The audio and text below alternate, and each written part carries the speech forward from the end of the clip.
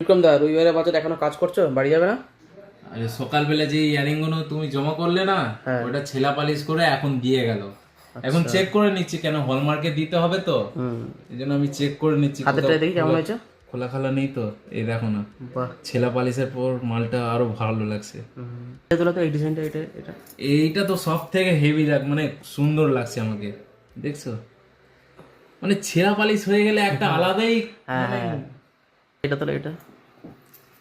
এটাও দেখো, এটা কিন্তু জানো, এটা 8 গ্রাম আছে। 8 গ্রামে না? হ্যাঁ, এটা কত বড় দেখছো কাজটা, 8 গ্রামের মধ্যে। ভালো হয়েছে কিন্তু। এটা তোলো।